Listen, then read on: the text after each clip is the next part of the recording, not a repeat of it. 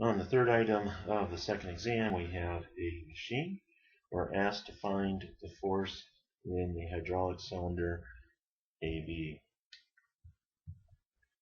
So let's see what we've got here. We've got a 6,000 pound force out here, a big assemblage of members.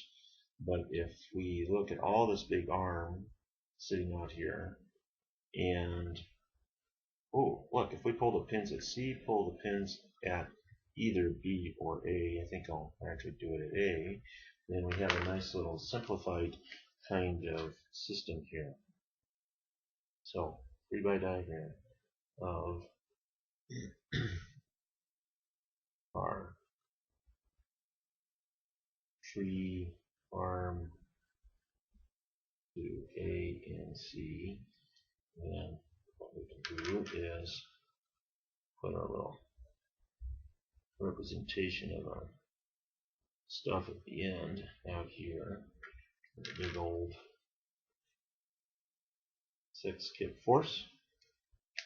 We've got our assemblage of pieces and arms that go up to C and also then to over here to A.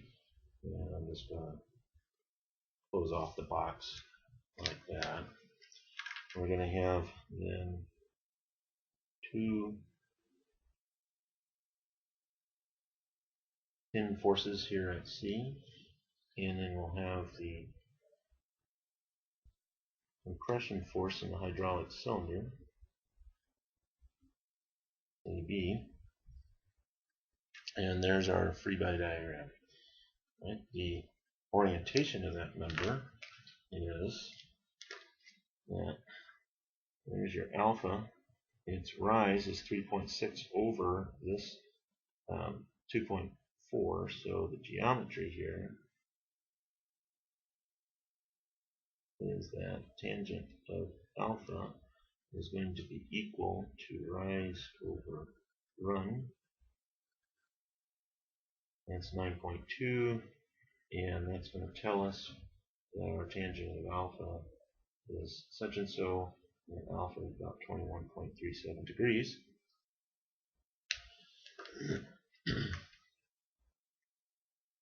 Okay, and then we can write our equilibrium equation. We just want AB and AB only, so we can sum moments about C. Let's take counterclockwise positive. We got 6 kips times 7.5 feet plus 6.8 feet. That's the total perpendicular distance from the 6-kip load over to point C. And then we got AB going the other way. Well, kind of. We got ABX, or AB,